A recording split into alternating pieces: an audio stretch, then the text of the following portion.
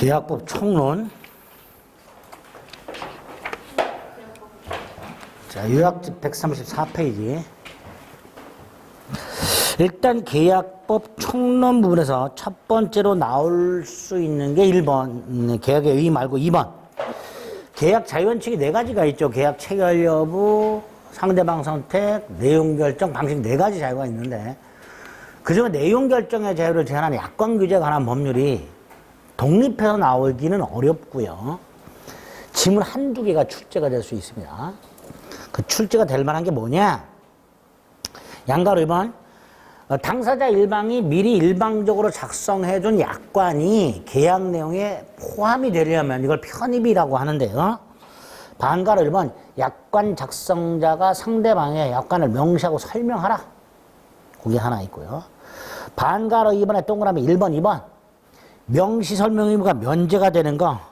그중에 특히 2번, 상대방이 충분히 예상 가능한 조항이나 법령에 규정되어 있는 걸 부연 반복하는 조항 따위는 명시 설명 의무가 면제가 된다. 3번, 상대방의 대리인에게 명시 설명했다면 명시 설명 의무는 이행한 거다. 오른쪽 반가로 3번, 명시 설명 의무를 이행하지 않으면 약관 작성자는 그 약관을 계약 내용으로 주장할 수가 없다. 그러나 상대방이 계약 내용으로 주장하는 것은 무방하다. 4번, 개별 약정할 수 있고 그 개별 약정이 우선한다. 밑에 양가로 4번, 약관에 의해서 계약을 체결하면 약관을 지켜놔. 그걸 약관의 구속력이라 하는데 그 근거가 뭐냐? 약관이 법규범이기 때문이 아니라 당사자가 합의했기 때문이다. 5번, 약관이 계약 내용에 포함이 됐을 때 그 약관을 해석해라. 해석의 원칙 중에 2개. 반가로 2번, 통일적 객관적 해석의 원칙과 반가로 3번, 작성자 불이익 해석의 원칙.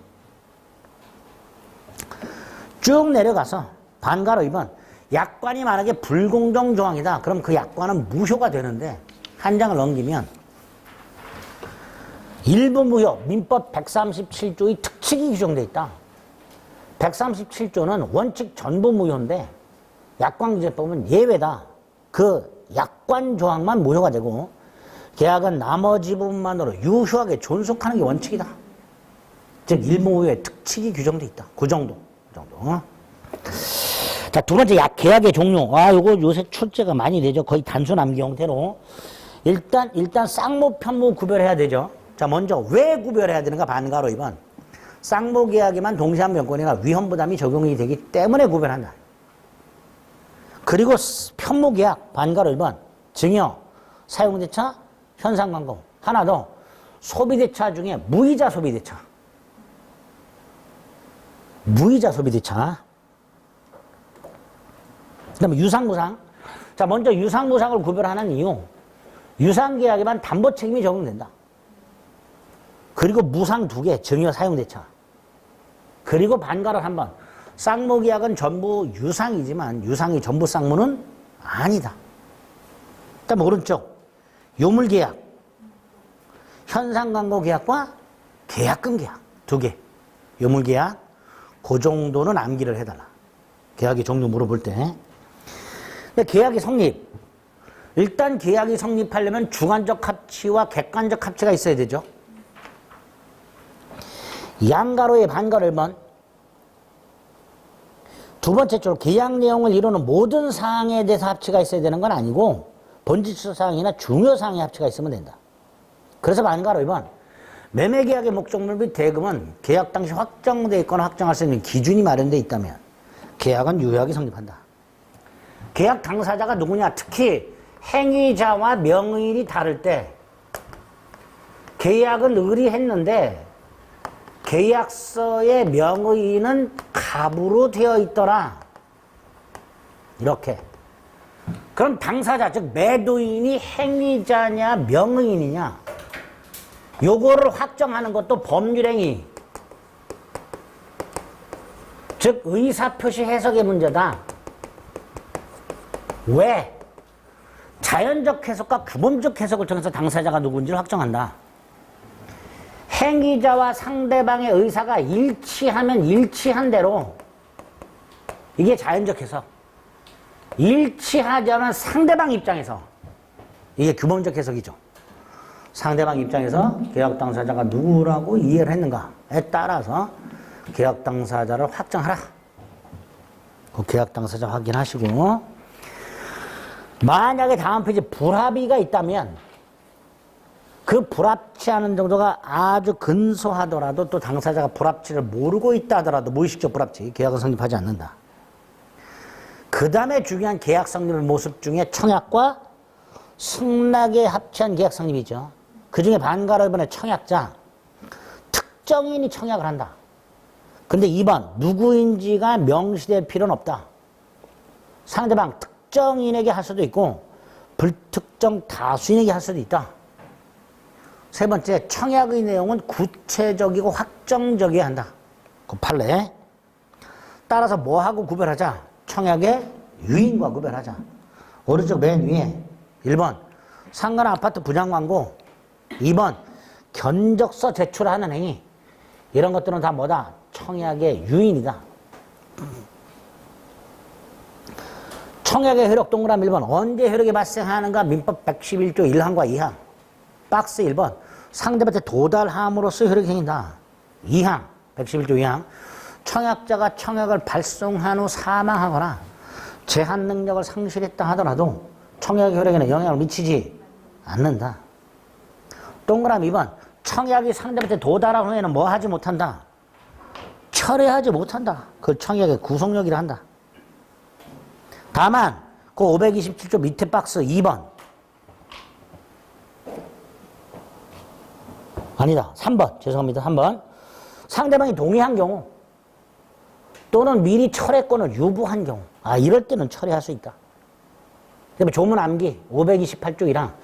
청약자가 승낙기간을 정했다. 기간 내에 승낙통지를 받지 못한 때 청약은 효력을 잃는다. 2항과 3항. 사고에 의한 연착. 5월 30일이 승낙기간이다. 근데 승낙이 31일 날 도달했다. 그런데 5월 10일 날 발송했다. 승낙이 연착을 했는데 충분히 30일까지 도달할 수 있는 발송이었다. 이럴 때는 청약자가 지체 없이 연착 통지를 하거나 미리 지연 통지를 발송해라. 만약에 청약자가 통지하지 않으면 이 승낙은 연착하지 않은 것으로 본다. 528조 2항과 3항. 사고에 의한 연착이죠. 다음 페이지 529조 승낙기간을 꼭 안 정해도 된다. 승낙기간을 정하지 않은 청약은 상당 기간 내 승낙통지를 받지 못한 때 청약은 효력을 잃는다. 이렇게 기간 내 승낙통지를 받지 못해서 청약의 효력이 상실된 상태에서 승낙을 받았다. 연착한 승낙이죠. 이걸 청약자가 새 청약으로 볼 수 있다. 그 530조. 밑에 가운데 니은 청약을 수령한 사람은 승낙 의무도 없고 회답 의무도 없다. 따라서 청약자가 언제까지 승낙하지 않으면 회답한 걸로 간주하겠다 통지했다 하더라도 상대방을 구속하지 않는다. 승낙 맨 밑에 당일의 승낙은 청약과 일치해야 된다. 그리고 특정한 청약자에게 해야 한다. 청약은 특정인에게 할 수도 있고 불특정 다수인에게 할 수도 있지만 승낙은 반드시 특정한 청약자에게 하라. 맨 밑에 140페이지. 그리고 오른쪽 맨 위에 534조. 청약에 대하여 변경을 하거나 조건을 가하여 승낙을 했다. 청약 거절과 동시에 새 청약으로 본다. 531조. 격지자 간의 계약은 승낙 통지를 발송한 때 효력이 생긴다. 즉 격지자간의 계약은 승낙 통지를 발송한 때 계약이 성립한다. 다만 격지자 간의 계약이라 하더라도 기간이 지나서 승낙이 도달했다면 계약은 성립하지 않는다. 그래서 531조는 두 가지 경우에 적용이 된다. 5월 30일이 승낙기간인데 10일 날 발송했고 12일 날 도달했다. 기간 내 도달했으니 계약은 성립했고 발송 시 성립한다. 또 하나, 충분히 30일 날 도달하게끔 발송을 했으나 기간이 지나서 도달한 사고에 의한 연착인데 청약자가 통지를 하지 않았다. 그럼 이 승낙은 연착하지 않은 거고 계약은 성립했다. 언제 성립했냐? 발송시 성립한다. 이런 두 가지 경우에 531조를 적용한다는 거. 그 다음에 기타 방법에 의한 계약 성립이라고 의사실현에 의한 것과 교차 청약에 의한 게 있는데 의사실현에 의한 계약 성립은 두 번째, 승낙의 의사표시로 인정되는 사실이 있는 때 성립한다. 청약자가 그 사실을 안 때가 아니라 알았든 몰랐든 그 사실이 있는 때 성립하게 되고, 따라서 예금 계약은 언제 성립하는가? 금융기관 직원이 돈을 확인한 때. 그 다음에 교차 청약, 동일한 양 청약이 교차한 경우에 언제 계약이 성립하는가? 양 청약이 모두 도달한 때. 양 청약이 모두 상대방한테 도달한 때 계약이 성립한다. 그 다음 535조 계약 체결상의 과실 책임. 계약은 체결이 되었으나 그 목적 달성이 원시적 불능으로 무효일 때, 각과 을 사이에 1월 10일 날 주택 매매 계약을 했으나 그 주택이 1월 9일 날 멸실이 됐더라. 계약은 원시적 불능으로 무효다. 이때 원시적 불능 사실을 알았거나 알 수 있었던 자는 선의 무과실, 원시적 불능 사실을 전혀 모르고 있는 상대방에게 발생한 손해, 이걸 뭐 해라? 배상해라. 이걸 뭐라 한다? 계약 체결상의 과실 책임이라 한다. 이런 계약 체결상의 과실 책임의 손해는 이행이익을 넘지 않는 범위 내에서 실내이익을 배상해라. 즉 계약의 유효함으로 인하여 생길 이익액을 넘지 않는 범위 내에서 계약의 유효를 믿었음으로 인하여 받은 손해를 배상해라.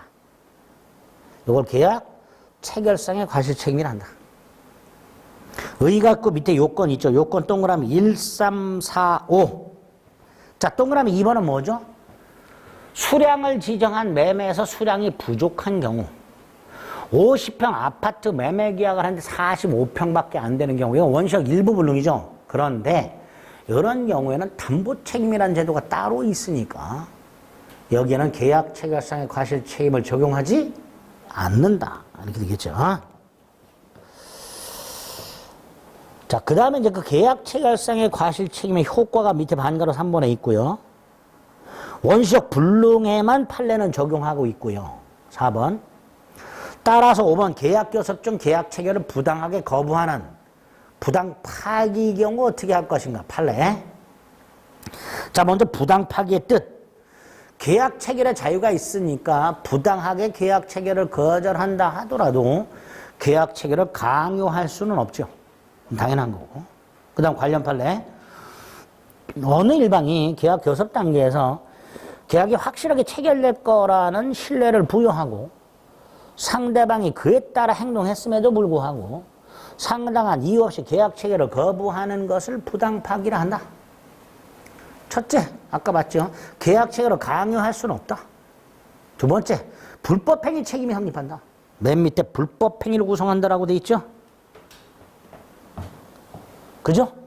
계약 체결성의 과실 책임이 아니라 불법행위를 구성한다고 돼 있습니다. 자, 그때 손해배상은 오른쪽 두 번째 줄 신뢰 손해에 한정한다. 그 문구. 그런데 마지막 줄 별도로 정신적 손해배상 청구할 수 있다. 신뢰 손해에 한정하지만 마지막 줄 정신적 고통에 대한 손해배상은 별도로 청구할 수 있다. 그 다음 다시 위에서 셋째 줄 계약 준비 비용이나 계약 이행 비용은 손해배상에 포함이 된다. 그러나 세 줄 내려가서 제안서나 견적서 작성 비용은 손해배상에 포함되지 않는다. 그 판례 내용 자체를 문제로 출제한 적이 있으니까 정확하게 계약 체결상의 관심이 어떤 건지 확인해 주셔야 됩니다. 자, 일단 여기까지 한 문제 내지 두 문제. 자, 어떻게 출제가 되는지. 한 문제는 꼭 나오고요. 특히 뭐와 관해서 계약 성립, 그리고 계약의 종류 이런 거 물어보죠. 자, 문제집 242페이지를 가면 대표 유형이 하나 있습니다. 동그라미 1번 사용대차 계약이라고 되어 있죠. 증여와 사용대차는 전형적인 편무면서 무상이죠. 1번 틀렸죠.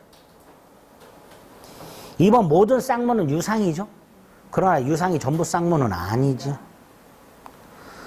3번 교환은 재산권을 상호 이전하는 거고요.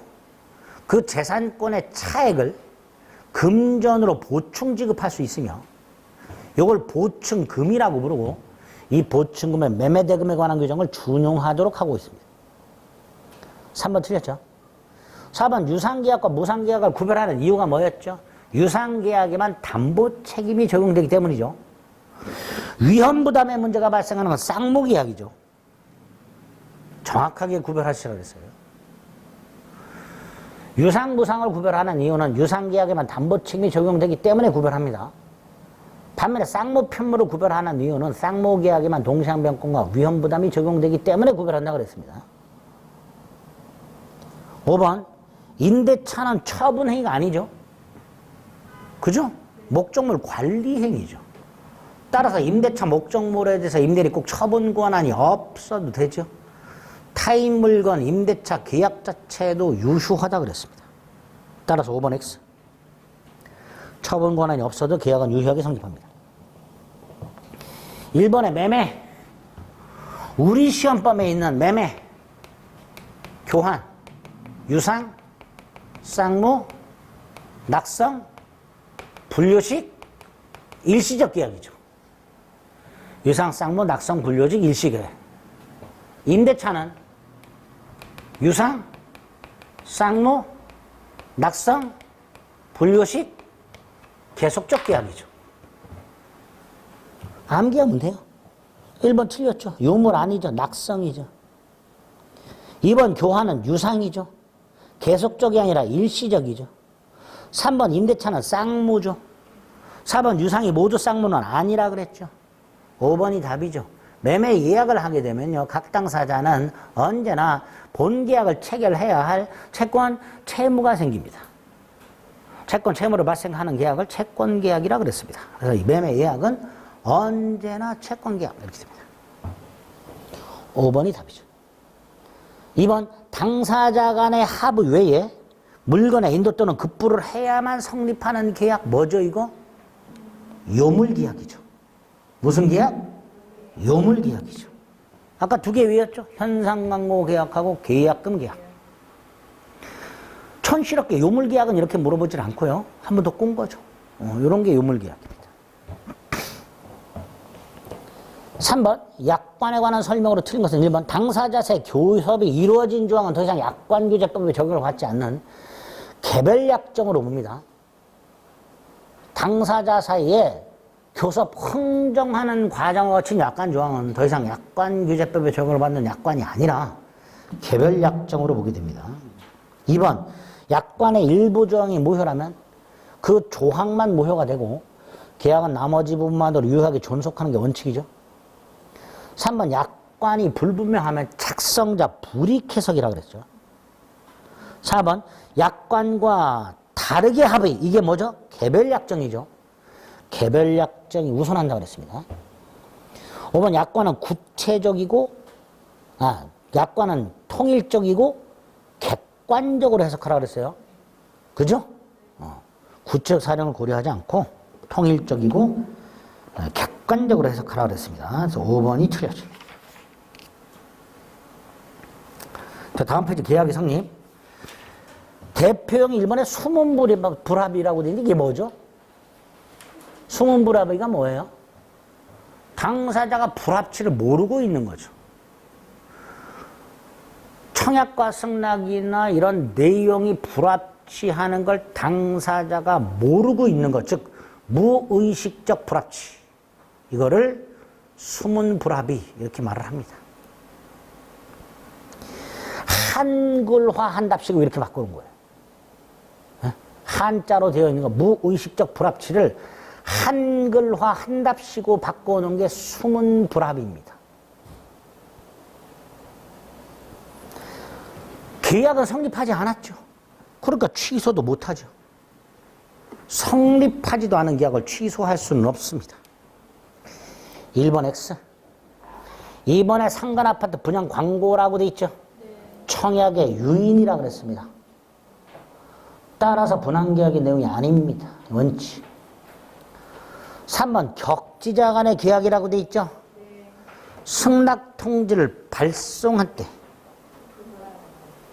효력이 생기고요. 다만 청약은 도달할 때 효력이 생기죠. 격지자 사이에서 청약은 상대방한테 도달한 때 효력이 생기고요.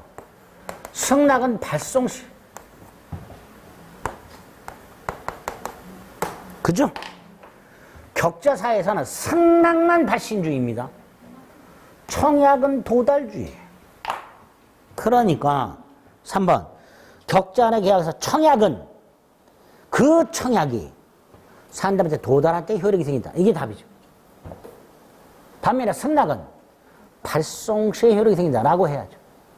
청약은 도달할 때 효력이 생긴다. 4번 청약자가 청약을 발송한 후 사망했다 하더라도 청약의 효력에는 영향을 미치지 않는다. 청약은 효력이 생긴다.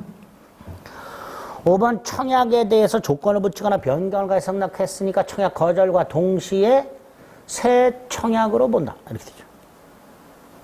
즉 청약은 효력을 잃는다. 그런 건 3번.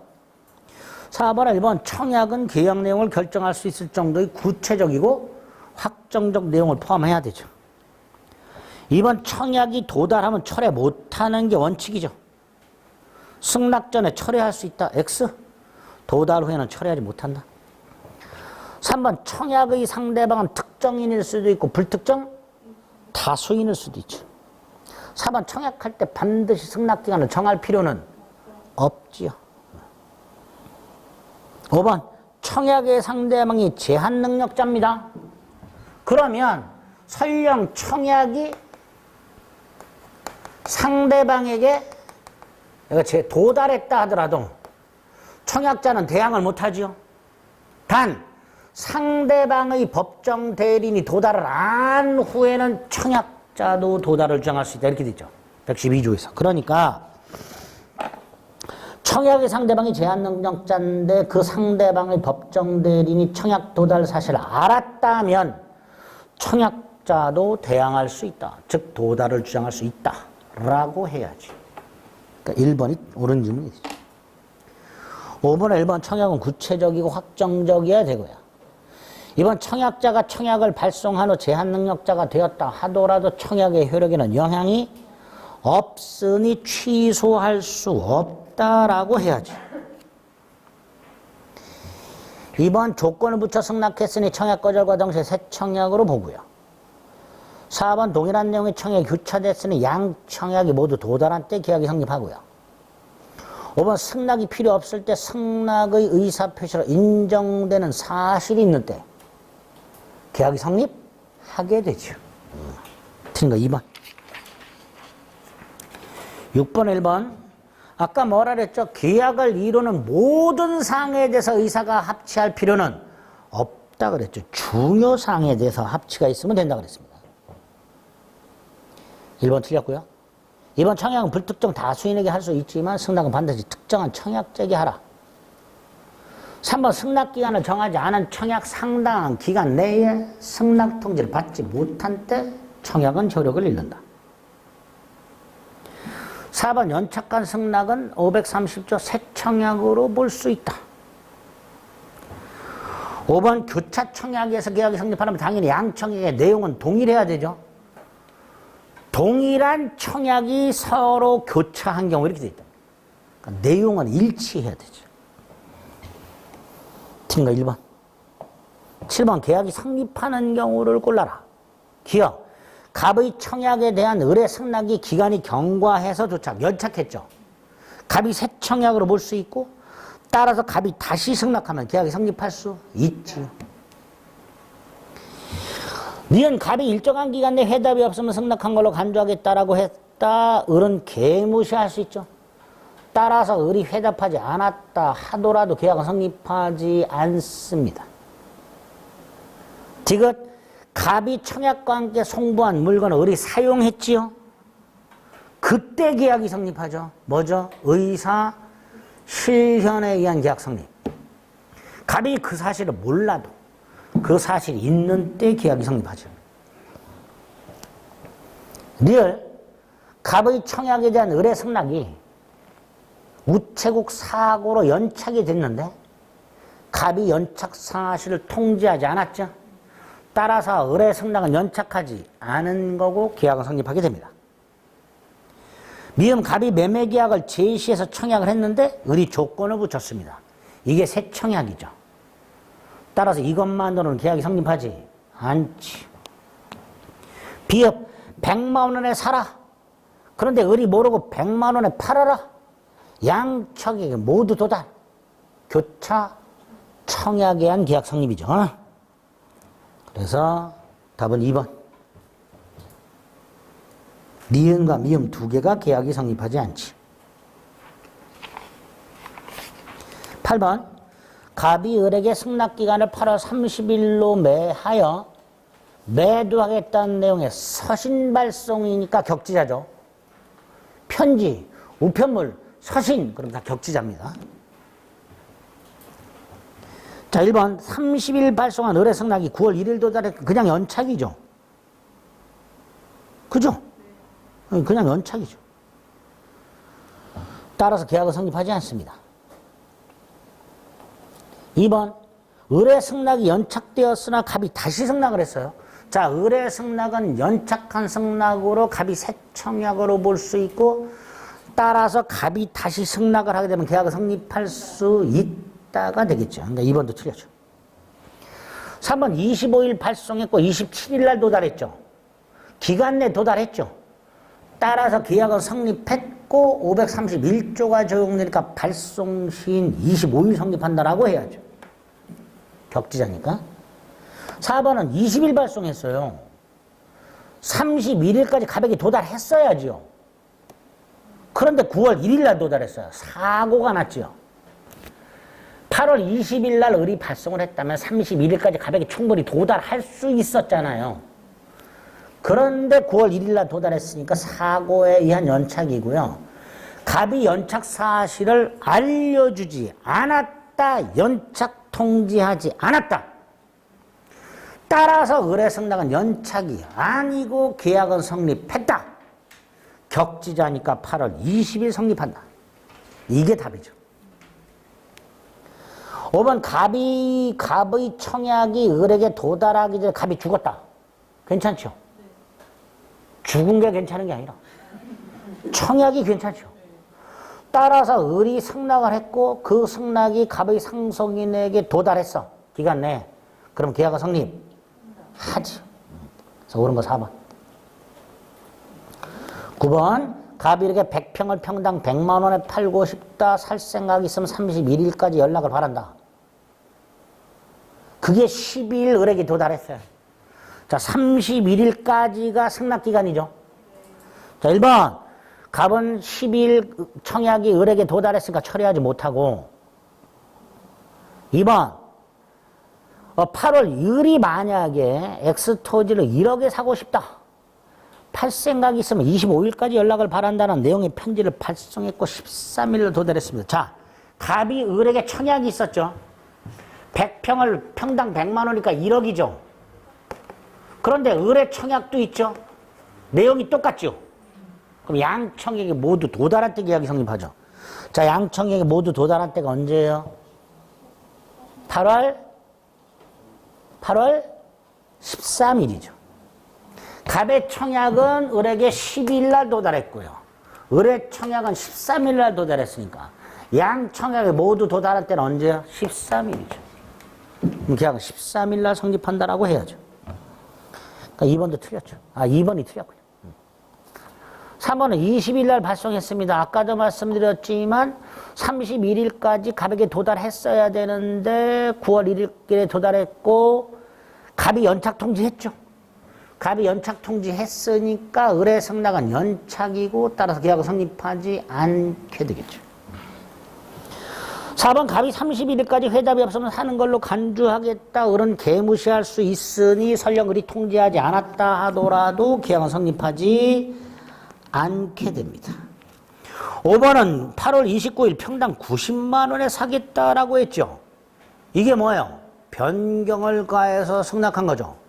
그러니까 갑의 청약은 소멸한 거고 을이 90만 원에 사겠다가 새 청약이죠. 따라서 그것만으로 계약은 성립하지 않습니다. 그죠? 따라서 틀린 건 2번. 10번에 계약 체결상의 과실 책임이라고 되어 있습니다. 1번 원석 불능으로 무효여야 되죠. 2번 불능이라는 사실 알았거나 알 수 있었을 경우여야 되고요. 3번 상대방은 몰랐고 무과실이어야 되죠. 선의 무과실. 4번 상대방에 대해서 계약의 유효함으로 인하여 생길 이익 아니죠. 계약의 유효함으로 인하여 생길 이익을 넘지 않는 범위 내에서 계약의 유효를 믿었음으로 인하여 받은 손해를 배상해야 되지요. 조문을 암기해야 될 필요가 있는 거예요. 4번이 틀렸죠. 4번에 계약이 유효함으로 인하여 생긴 이익, 요게 바로 5번에 있는 이행이익입니다. 그걸 넘지 않는 범위 내에서 신뢰이익을 배상하라고 그랬으니까 4번이 틀린 지문이 되는 거예요. 11번 계약 체결상의 과실 책임이 발생할 수 있는 경우를 고려하라 했으니까 원시적 불능 찾아라는 거죠. 근데 1번은 계약 체결 후 가오기 전소, 후발적이죠. 2번은 저당권에 설정된 땅을 샀는데 저당권이 실행됐어요. 담보 책임이죠. 아까 말씀드린 576조 담보 책임. 3번은 계약 체결 전에 이미 수용됐으니 요게 답이죠. 4번은 계약 교섭 중 부당 파기, 요거는 불법행위 책임이 성립한다 그랬고요. 5번은 수량 부족이니까 역시 담보 책임이죠. 2번과 5번은 담보 책임이고요. 결국 계약 체결상의 과실책임은 3번 하나. 12번 1. 우리 민법은 원시적 불능의 경우에 계약 체결상의 과실책임을 규정하고 있다. 맞지요? 쌍방 모두가 과실이 있다. 자 보세요. 한쪽은 과실이 있어요. 상대방도 과실이 있어. 그럼 계약 체결상의 과실책임은 성립하지 않지요. 상대방은 무과실이어야 됩니다. 무과실. 따라서 2번 옳은 지문이죠. 3번은 계약 체결상의 과실책임은 신뢰이익을 배상할 내용으로 한다. 맞죠? 4번은 부당 파기 경우에는 계약 체결상의 과실책임이 아니라 불법 행위로 다룬다 그랬죠. 5번이 틀렸죠. 수량을 지정한 매매에서 수량이 부족하다, 면적이 부족하다, 원시적 일부 불능이지만 담보 책임이 적용되니까 계약 체결상의 과실책임은 적용될 여지가 없다 그랬습니다. 그래서 5번이 틀린 지문이 됩니다. 자, 그 다음에 이제 계약의 효력이라고 해서요. 우리 요약집 143페이지 두 개가 나오는데 그 중에 동시이행의 한명권과 위헌부담 두 개의 문제가 생긴다 그랬습니다. 먼저 동시이행의 한명권은요. 거기 536조가 있죠. 143페이지. 이랑 쌍모계약의 당사자 일방은 상대방이 이행을 할 때까지 자신 채무이행을 거절할 수 있다. 이게 동시한명권이죠. 동일한 쌍모계약을 통해서 양당사자의 대가성 채무가 발생한 후 양채무가 모두 이행기가 있을 때 상대방이 이행할 때까지 자신 채무이행을 거절할 수 있는 계약상 권능을 동시이행의 한명권이라고 그랬습니다. 따라서 중도금 지급 같은 선이행 의무의 경우는 하향변권 인정되지 않죠. 근데 예외가 있죠. 불안의 항변권이 하나 있고요. 상대방 이행기에 이행이 곤란한 현저한 사유가 있는 경우 하고요. 또 하나가 선이행 의무 지체 중 상대방 이행기가 도래한 경우. 이 두 가지 경우에는 선이행 의무로 하더라도 항변권 인정된다고 그랬습니다. 536조 1항이 있고 2항이 불안의 항변권이라고 그랬습니다. 2항이. 그 다음 이제 항변권에서 첫 번째로 요건이 중요한데요. 다음 페이지에 보면 동시이행의 항변권이 성립하려면 동일한 쌍모계약을 통한 대가적 채무가 생겨야 된다 그랬죠. 양당사자에게. 따라서 몇 가지 기억하셔야 됩니다. 동그라미 1번. 별개의 약정을 통해 생긴 채무. 이건 원칙적으로 기존 계약상 채무와 동생관계가 아니다. 동그라미 1번. 판례 밑에 동그라미 2번. 채권을 양도하거나 채무를 인수하여 당사자의 변동이 있다 하더라도 다음 조건을 소멸하지 않는다. 반면에 4번 경계계약이 있을 때는 항변권을 소멸한다. 그런데 3번이 중요하죠.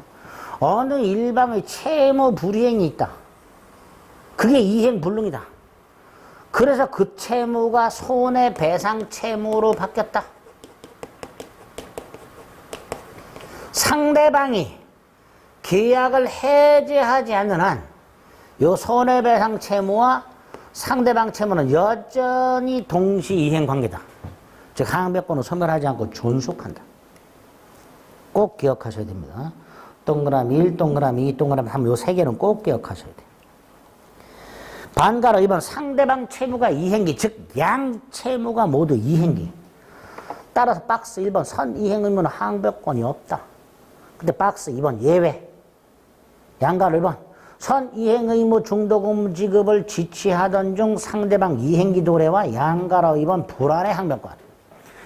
중도금을 지급해야 될 날짜에 분양회사가 신용불안이더라 중도금 지급을 거절할 수 있다. 그렇죠. 세 번째 반가로 3번. 어느 일방이 만약에 이행을 제공하면서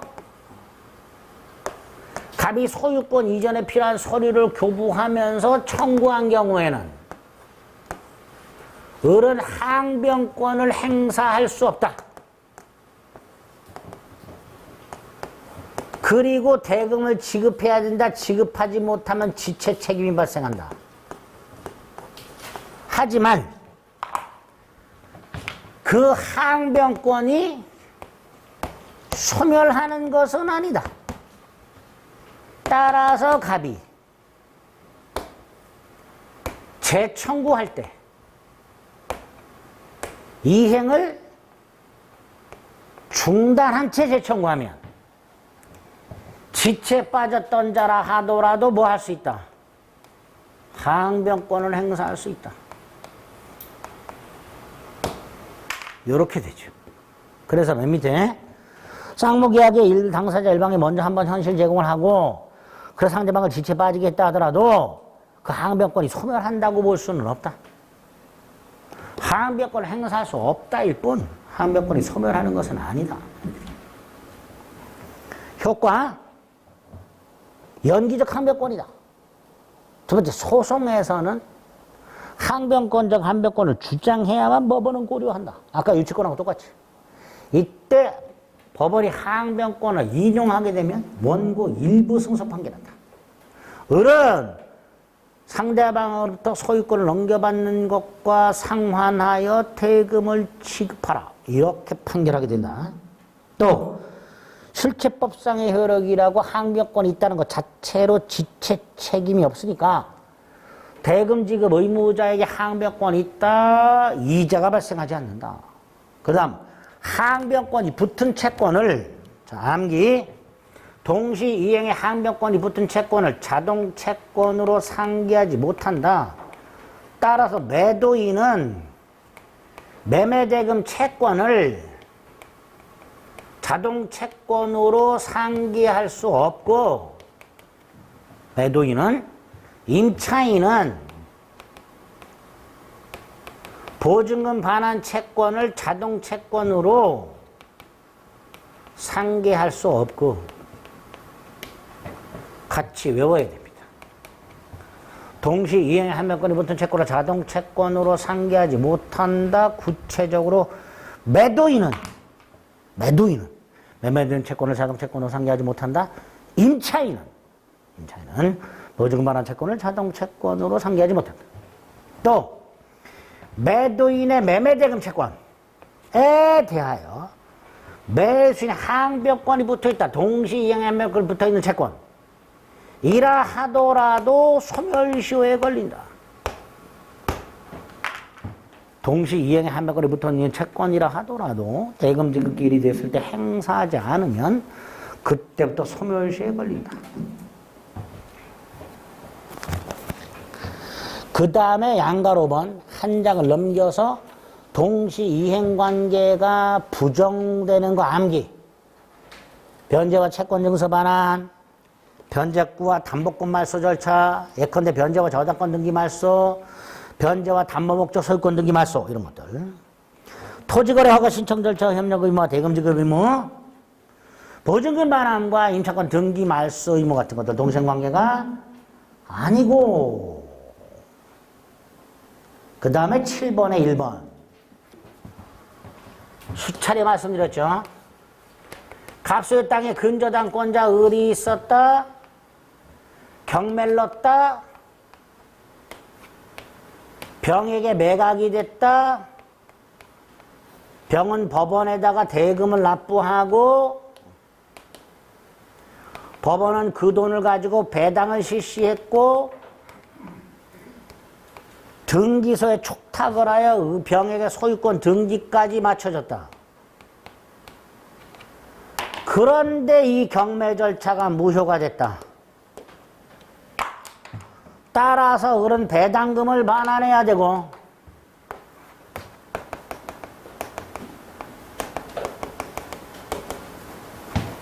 병은 등기를 말소해야 된다.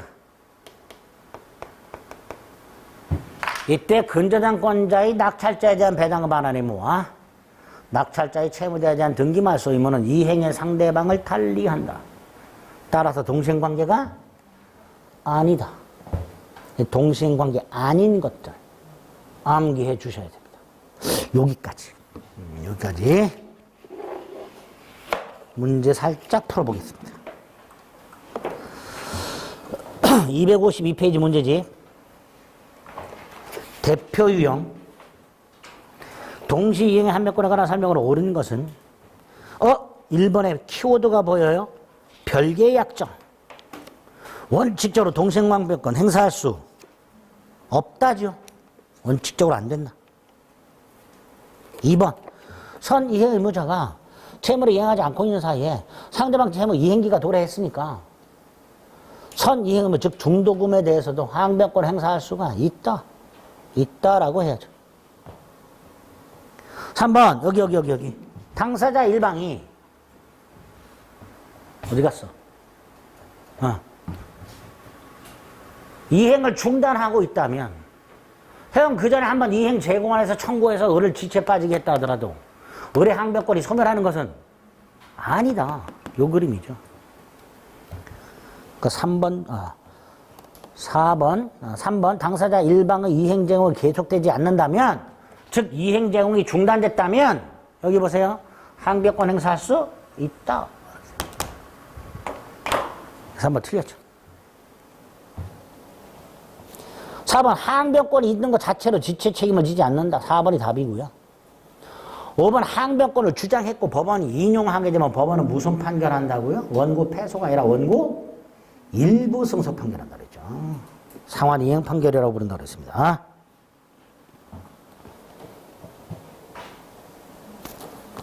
옳은 거 4번. 13번 갑과 을 사이에 매매 계약을 했다. 1번 소유권 이전 및 인도 의무가 대금직과 동생관계다.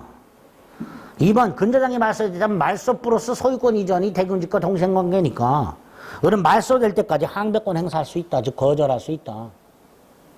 3번 을이 대금을 먼저 지급하기로 했다. 선이행 의무. 그런데 인도기일에 인도되지 않고 있다. 인도받기 전 대금을 먼저 지급하기로 했죠. 근데 부동산 인도기일까지 인도가 되지 않고 대금 지급도 거절하지 않고 있더라. 잔금도 지급하지 않고 있더라. 요 4번 지문은요. 잔금을 먼저 지급하기로 했는데 잔금을 지급하지 않은 채 인도기일이 된 거예요. 그럼 요 먼저 주기란 잔금도 뭐가 된다? 동생관계가 된다. 그런 의미가 됩니다. 두 번째 줄에 보니까 인도기일까지라고 돼 있죠.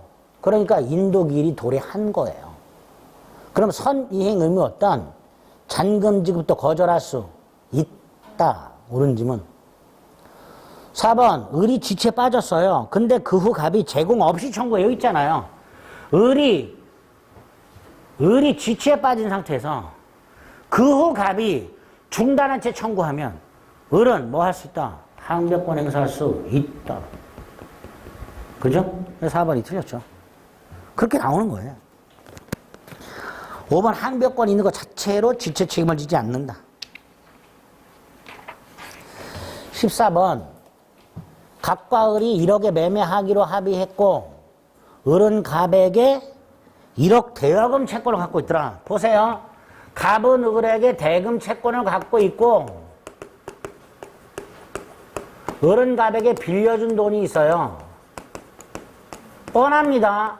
매도인 갑은 대금 채권을 자동 채권으로 상기할 수 없다. 요거 기억하셔야 돼요. 1번 갑은 자신의 대금 채권을 가지고 을의 대금 채권과 상기할 수 없습니다. 매도인은 상기할 수 없다. 1번이 답이죠. 그죠? 다시 한번 매도인은 상기할 수 없다. 매수인이 상기하는 건 괜찮아요. 매도인은 상기할 수 없다. 답 1번 고르실 수 있겠죠. 골라야죠. 무슨 의미야? 몰라. 모르지만 고를 수 있어야 돼. 2번 항변권을 가지고 있다는 자체로 이행 지체 책임을 지지 않는다. 3번 갑이 약정한 일자에 등기서를 줬는데도 불구하고 을이 수령을 거절했다. 지체. 그런데 후에 갑이 이행 제공 없이 대금 지급을 청구하게 되면 을은 항변권 행사할 수 있다. 즉 거절할 수 있다. 해제했다. 당사자의 원상회복이면 동생관계입니다. 먼저 원상회복이 아니에요. 원상회복은 동생관계입니다. 5번 동시이행항변권은 임의규정입니다. 배제특약 유효. 배제특약 유효. 옳은 거 1번. 당연히 감유가 되어 있는 부동산을 팔았다. 감유 말소 플러스 소유권 이전이 대금 지급과 동시 이행 관계겠죠. 동그라미 1번. 2번은 채권 양도라고 되어 있습니다. 항변권은 존속한다 그랬어요. 3번은 어느 일방의 채무가 이행 물능이 돼서 손해배상 채무로 바뀌었다. 상대방 채무와 여전히 동생관계라고 그랬습니다. 4번 중도금을 지급하지 않고 있는 사이 두 번째 줄 잔금 지급끼리 도래했으니까 중도금에 대해서 항변권이 생기니 중도금에 대해서 지체 책임을 지지 않는다. 옳은 지문이죠. 5번 매매계약이 해제됐을 때 매도인의 대금 반환과 매수인의 목적물 반환이 동생관계죠. 이게 동생관계라 하더라도 548조 2항에서 뭐라고 돼 있어요? 반환할 금전에는 받은 날부터 이자 붙여라 이렇게 돼 있죠. 그럼 법에서 붙이라는 거예요. 이거는. 이자 붙여야죠. 5번 매도인은 반환할 대금에 받은 날부터 법정이자를 부과하여 반환하라. 그게 548조 2항입니다. 이 동시항변권하고 상관이 없어요. 원상회복 의무예요. 548조 2항에서 금전을 반환할 때는 받은 날부터 이자를 가산해서 반환하라고 되어 있습니다. 그러니까 5번 반환해야죠. 이자를 붙여서. 동시 이행관계하고 상관없이 548조 2항에서 규정하고 있는 법정이자입니다. 법정이자. 5번 틀렸고요. 16번 동생관계 있는 것을 고르라고 되어 있는데 벌써 2번, 3번, 4번, 5번 동생관계 아니죠. 답은 1번. 아까 동생관계 아닌 거 5개 외우라 그랬어요. 거기 내용 있네. 1번과 5번은 변제와 담보권 말소 아니라 그랬고요. 2번 토지거래 허가 신청 절차 협력과 대금 지급 의무. 4번 보증금 반환과 임차권 등기 말소 다 동생관계 아니라 그랬잖아요. 암기하면 되죠. 답은 1번. 17번 구분 소유적 공유관계가 해소가 됐다. 각과 을이 공유로 되어 있는 땅을 각각 이렇게 특정해서 갖고 있었는데 상호 명의상약정을 해지하고 지분을 서로 맞교환한다. 당연히 무슨 관계?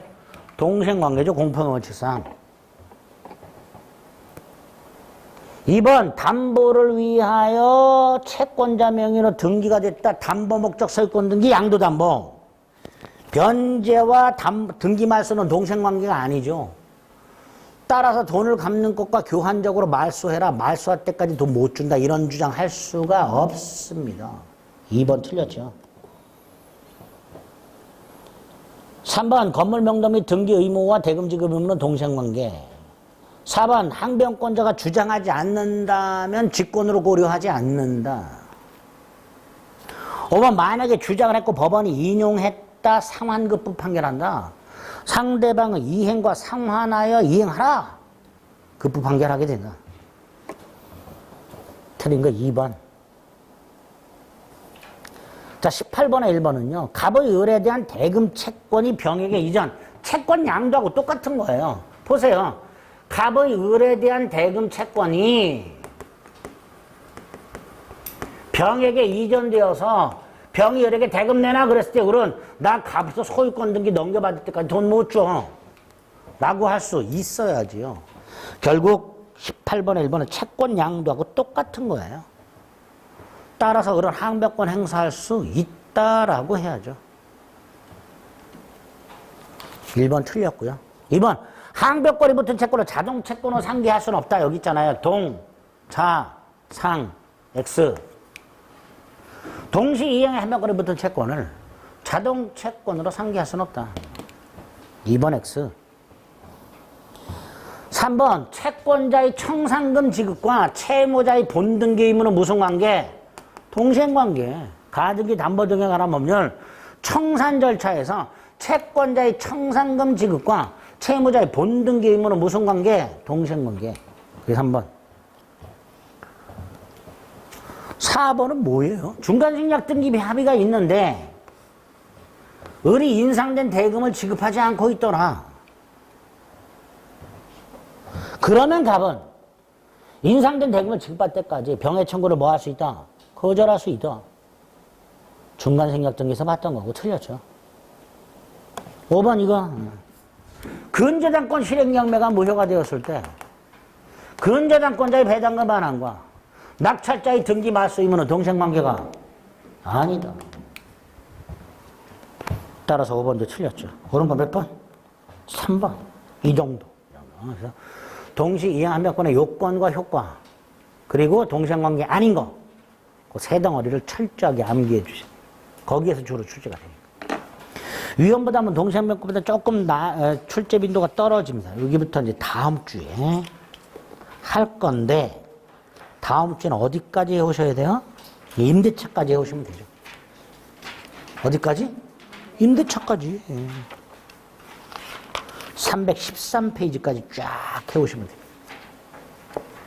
양이 많다고 울지 마시고요. 기본 강의 듣고 요약집 한번 읽고 문제 풀고 답 한번 확인하고 지금까지 그렇게 해오셨죠?